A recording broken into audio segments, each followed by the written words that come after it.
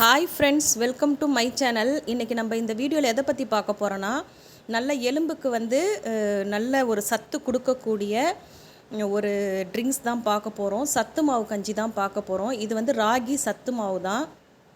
இதில் பார்த்திங்கன்னா ஒரு 18லேருந்து 20 வகையான ஐட்டம்ஸ்லாம் நம்ம ஆட் பண்ணி தான் வறுத்து அரைச்சி தான் நம்ம இதை எடுத்து வச்சுக்கலாம். எடுத்து வச்சுட்டு இது பார்த்திங்கன்னா தேவைப்படும் போது உங்களுக்கு எவ்வளோ வேணுமோ அதுக்கு ஏற்ற மாதிரி போட்டுக்கோங்க.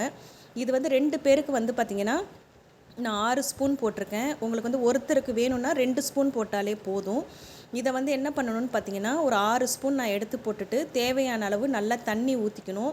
கொஞ்சம் தண்ணி பதமாக தான் வச்சுக்கணும். ஏன்னா நம்ம காய்ச்சும் போது அது கெட்டியாகும். ஸ்டவ்வில் எடுத்து வச்சுட்டு நம்ம கரண்டி வச்சுட்டு ஆட்டிகிட்டே இருக்கணுங்க. நம்ம கிளறி விட்டுக்கிட்டே இருக்கணும். நீங்கள் கொஞ்சம் விட்டுட்டிங்க அப்படின்னாலும் கிளறாமல் விட்டுட்டிங்கன்னா அடி பிடிக்க ஆரம்பிச்சிடும். அடி பிடிச்சதுன்னா அந்த ஸ்மெல் வரும், அந்த டேஸ்ட்டும் மாறிடும். அடி பிடிக்கவே கூடாது. நம்ம கண்டினியூஸாக அப்படியே நம்ம கரண்டியால் கிளறி விட்டுக்கிட்டே இருக்கணும். அது நல்லா நம்ம கிளறி விடும்போது அந்த கெட்டி பதத்துக்கு வந்துடும். கெட்டி பதத்துக்கு வந்தாலே நமக்கு தெரிஞ்சிடும் கஞ்சி வெந்துருச்சு அப்படின்ட்டு. அது மட்டும் இல்லாமல் கொஞ்சம் விட்டிங்கனாலும் நீங்கள் ஆட்டிகிட்டே இருக்கும்போது பார்த்திங்கன்னா கொதிக்கும். லைட்டாக அந்த கொதி வரும், ஒரு கொதி வரும்.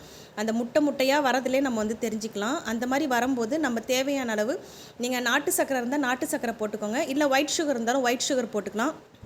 இல்லை எங்களுக்கு சர்க்கரையே வேண்டாம் அப்படின்னாலும் உப்பு போட்டு குடிக்கிறவங்களா இருந்தீங்கன்னா உப்பு போட்டுட்டு ஏதாவது ஊறுக்காய் அந்த மாதிரி கூட நீங்கள் பிரேக்ஃபாஸ்ட் மாதிரி கூட யூஸ் பண்ணிக்கலாம். இது எங்கள் வீட்டில் பார்த்திங்கன்னா என் பையனுக்கு நான் கொடுக்கறதுனால பால் ஊற்றிட்டு அதுக்கப்புறம் சுகரும் நான் ஆட் பண்ணி கொடுப்பேன். அப்படி இல்லை எங்களுக்கு சுகர் வேண்டாம் அப்படின்னாக்கா பால் மட்டும் போட்டுட்டு அரை சக்கரை போட்டு குடிக்கிறதுனால சுகர் பேஷண்ட்டாக இருக்கிறீங்கன்னா உப்பு போட்டு நீங்கள் குடிச்சிக்கலாம். இது ரொம்பவே பார்த்திங்கன்னா எலும்புக்கு ரொம்ப வலுவாக இருக்கும். இந்த வீடியோ பிடிச்சிருந்தா லைக் பண்ணுங்கள், ஷேர் பண்ணுங்கள், கமெண்ட் பண்ணுங்கள்.